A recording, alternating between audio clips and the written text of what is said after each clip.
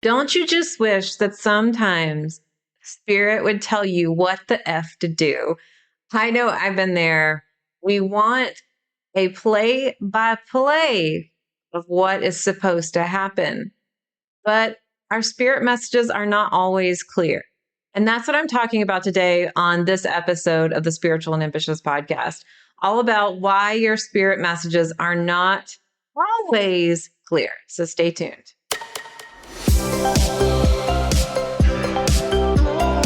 Welcome to Spiritual and Ambitious. I'm your host, Whitney McNeil. I'm a certified medium and spiritual teacher, and I help spiritual and ambitious souls just like you live your life purpose through your career and attract abundance by connecting into your intuition and spirit guides. Let's get spiritual and ambitious.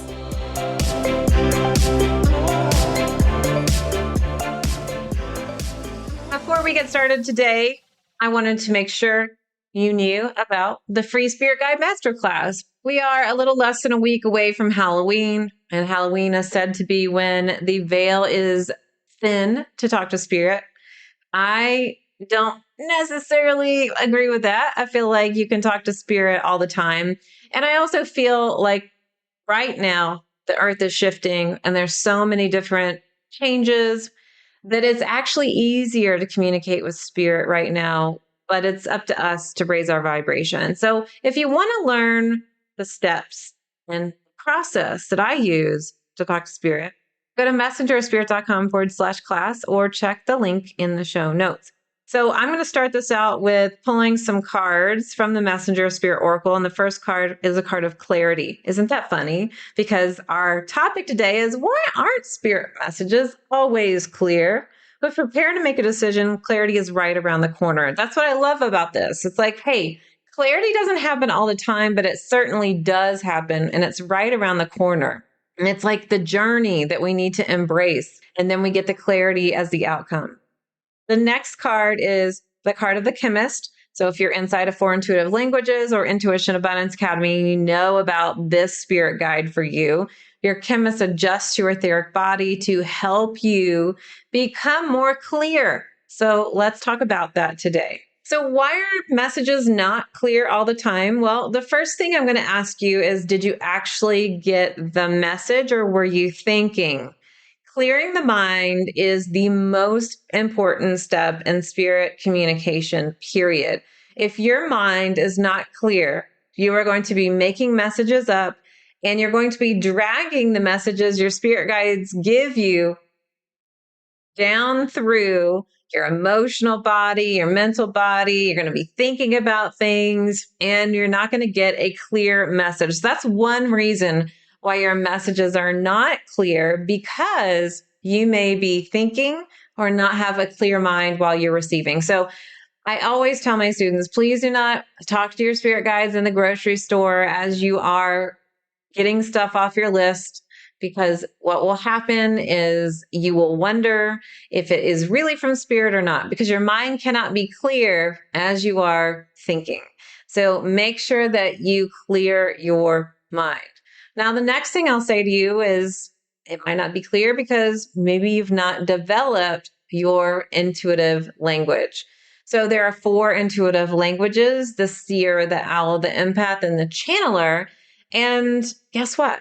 Your language has changed. So maybe you're expecting it to come in a certain way when really it did come in super clear. It just came in a different intuitive language, and you're not used to the change.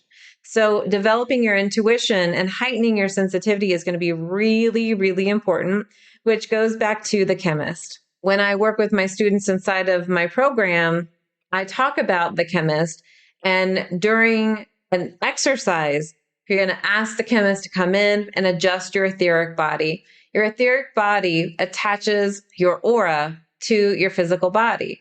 When you pass on into spirit, you drop the body and you drop the etheric body, because all you'll need is the mental and emotional and spiritual bodies. The etheric body is like a cellophane wrapping around us that has sensitivity receptors.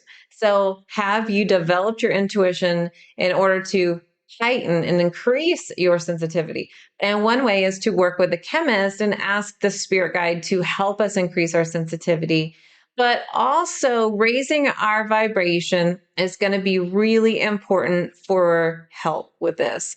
That means eating foods that are lighter, that don't weigh you down, watching TV shows that are lighter and not giving you nightmares, or maybe just saying no to electronics and no TV. Music. What music are you listening to? Is it heavy? Basically, it can be anything in your life, whether it's food, TV, music, people, relationships, jobs, locations. The point is it in resonance?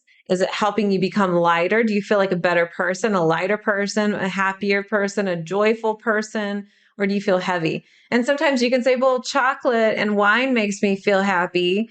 It might soothe a pain and cover it up, but most of the time, it's not going to make you feel like a lighter person. A lot of times, it is going to make you feel like a heavier person. Now, I'm not saying to not have wine and not have chocolate. I'm talking about in general, your choices, are they covering things up that you're kind of hiding the pain, so to speak? Or are you really living in alignment with what you like? Sometimes we feel like we have to stay in a friendship or a relationship because it's too painful to get out of, when really it's just bogging our vibration down and we know it's time for a change. So really look at, is your mind clear? Is the message coming through a different intuitive language? Have I actually developed all of my intuitive languages? And am I sensitive enough to spirit communication? Then that's really important. And you want to take that free class if you want to learn more about that.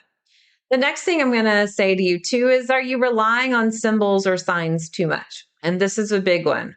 I will hear people say, I didn't get a sign, so I didn't do it.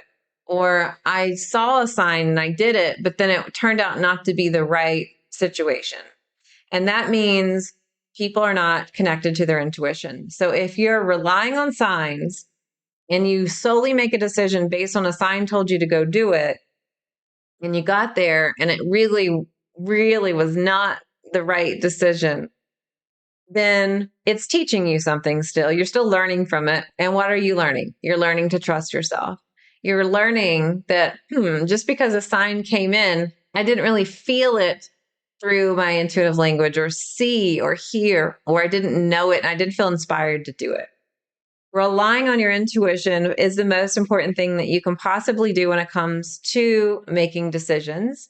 And really, it's interesting because when you're trusting your intuition, yes, you're trusting your spirit guides, but ultimately you are loving yourself, having more confidence in yourself, and trusting yourself.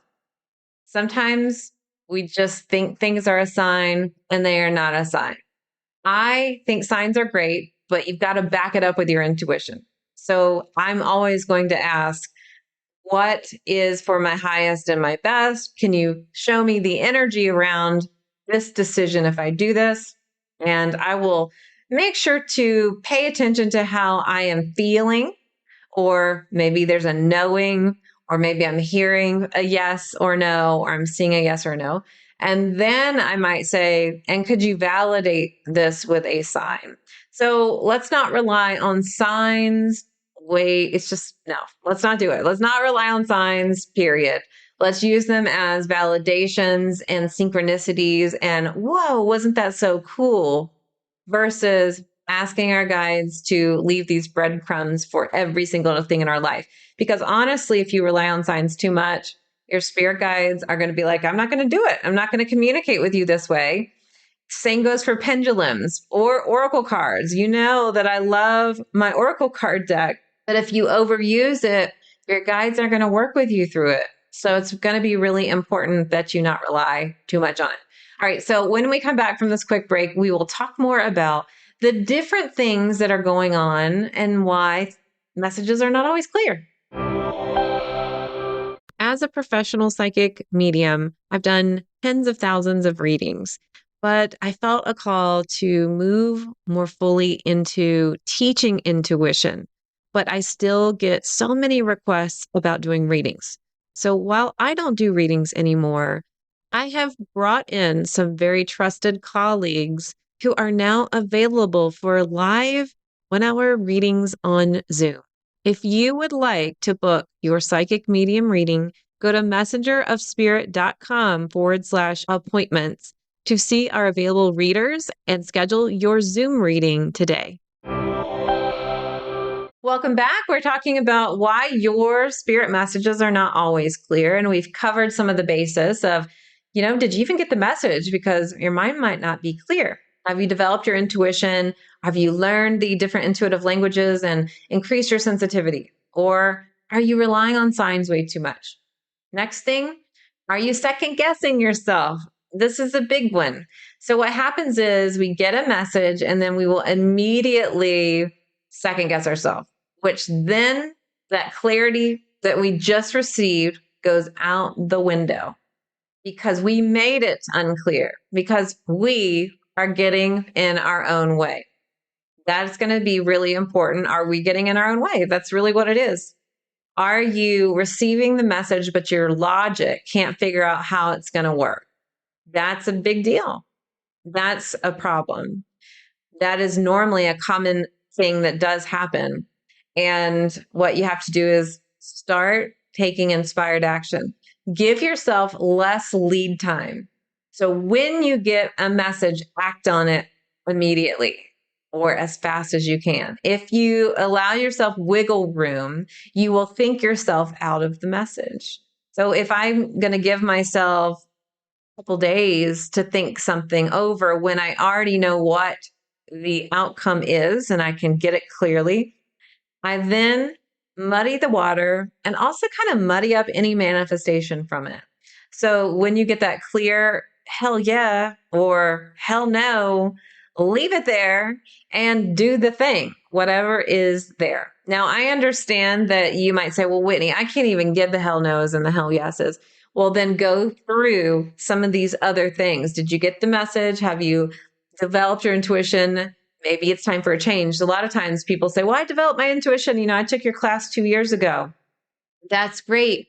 Your vibrations changed. Go through the class again because you get lifetime access to the recording once you're in it. And then you can develop your intuition and continue to move through. And better yet, if you are a student of mine, join my mentorship program, which is aligned. It's an ongoing program where you raise your vibration. So really make sure that you're doing the inner work. And are you relying on the signs too much? And are you getting in your own way, which is the big one? Now, here's another reason why messages are not always clear. Some opportunities are ready for us, and some opportunities are not. So we have moments of clarity in our lives where we feel like, I've done the self-care, I've done my meditating, I talked to my spirit guides, and I felt like this break in the clouds. I got this clear message. And then what happens is if you're continuing to make decisions out of alignment, doing things that weigh your energy down, the clouds come back. Then our vibration hasn't really changed. We start overthinking, like we had just talked about. And then our opportunities can shift and change. We start giving out vibes of this isn't for us. No, I don't think that's going to be it. I don't think it's going to work out. Here's all the reasons why it can't work out. And so our spirit guides go, well, I thought you were really going to do this, but now that you're not doing this, we got to change some things around here. It muddies the water. It's like adding dirt to your bathwater. So, what I'd like for you to do instead, when you get that moment of clarity, like the peak in the clouds and the sun shines through, I want you to get excited about it and even think about all the reasons why this is your clear message and follow the freaking thing instead of sitting there and waiting on it, right? So it kind of goes hand in hand. But honestly, our spirit guides give us messages. If we don't act on them fast enough, they go, oh, you're really not ready. Okay, we're going to change course here. We're going to change the opportunity. And now it's going to feel a little murkier because that opportunity has shifted and changed. I like to call it missing your window of time. Doesn't mean that another window is not going to open up. It will open up, I promise. It's just that window of opportunity has closed or that ship has sailed. And so when we tap into it, that's what can happen. Now, another thing that's very similar in this reasoning is that If your opportunity or your message involves other people can change. They can make different decisions too. So sometimes your opportunities change because of that. So one of the messages that people will get sometimes about relationships and romance, they'll say, "Oh, great. I know I'm going to meet my partner in, X amount of months, whatever it is." And then something changes. And it's not necessarily always on the person who received the message, though you can do inner work and make sure you're following your signs. Sometimes it's the other person and they've made a different decision, especially if the other person is not as intuitively awake and open as you are. Now, another reason why your spirit messages are not always clear is because of your own energy. Like I just said, a lot of it depends on us. We have to be ready to receive it. So we often ask questions that we're truly not ready to receive the answer for, or that we're not privy to know the answer for. Sometimes we think that we should be getting messages all the freaking time and spirit will tell us to do this and that. We are not puppets. We have to make decisions for ourselves.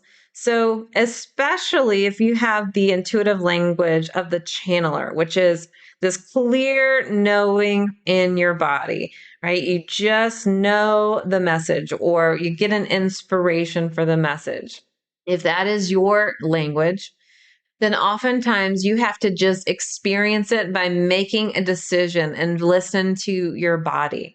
And when you experience it, you learn, oh, don't like this, or oh, I do like this. Now, if you're the channeler, you will normally feel an inspiration like, oh my gosh, I feel inspired to go do this. Or your body just reacts, and all of a sudden you're signing yourself up for a class, or you're saying something and you're like, where'd that come from? But if you feel stuck, sometimes it is your spirit guide saying, make a decision and you need to experience it. If you are an empath and you feel like, I got nothing, well, make sure your own energy is clear. You've got to clear your chakras, clear your own energy so that you can really tune into what it is that you need to feel, especially when it comes to decision time. Because you've picked up other energies from other people, or you can be influenced by people you live with, or the person that you were with 4 hours earlier. Make sure that your energy is clear in order to receive that message. And if you are an owl, you want to listen to the message and make sure your mind is clear because owls will fight with their own voice of saying no or yes. And so allow yourself to just be in quiet. When you can be in quiet for a little while, speak out loud. Is this for my highest and best? And then once you speak out loud, see what you get from that. You want to hear yourself. If you're a seer, allow yourself to take some downtime where you can just be in a dark room, allow yourself to just relax, and then ask for those messages to come through. And you can see a yes or a no, or a green light or a red light. It may take some time if your eyes are overstimulated. It may take some time if your ears are overstimulated.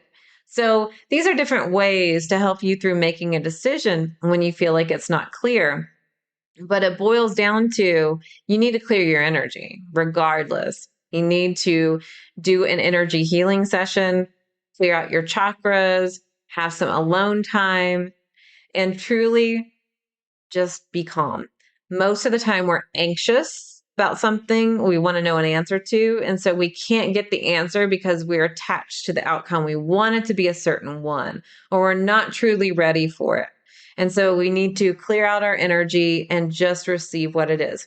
Do you know how many times I've received the message of patience? I'm so sick of it. Like, no, thank you. Right. Which probably means I haven't gotten the lesson. But you just need to accept what it is. And I have actually accepted a lot of the patience and really grounded into the calm. And my ego sometimes says, but this doesn't make any logical sense. How is this going to work and this going to work? And the more you let that intuitive feeling and that intuitive sense take over and feel that calm, then you also feel that calm. So understanding that we've got to clear our own energy too. And in some areas of our life, we are super clear about things and that light bulb moment hits. And in other areas of our life, we have to process some energy. We need to process it through our mental, our emotional, and all of our bodies before we get to that clarity. And that's part of the patience, it's part of the rest, and that's why it is that way. Other areas, Spirit wants us to learn certain lessons too. And like I said, we're not privy to every single thing. Some messages are not ready for us at the moment. But most of the time, if you're complaining to me about why your messages aren't clear, I'm going to go back to the top three.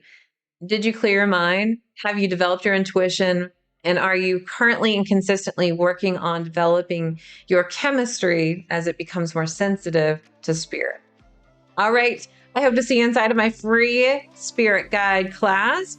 The link is in the show notes. And I will be back with a brand new mini episode, our last Sunday mini episode. I give you spirit messages for the week on the 29th. So until then, here's to staying spiritual and ambitious. Thanks so much for listening to this episode. And if you loved it, would you please share it with a friend? I would also love your review. And a reminder to subscribe so you never miss an episode. You can find me at messengerofspirit.com, and you can take the 4 Intuitive Languages quiz and find show notes there too. If you want to connect on YouTube, Facebook, or Instagram, you can find me at Messenger of Spirit. I'll meet you right here next week. Here's to staying spiritual and ambitious.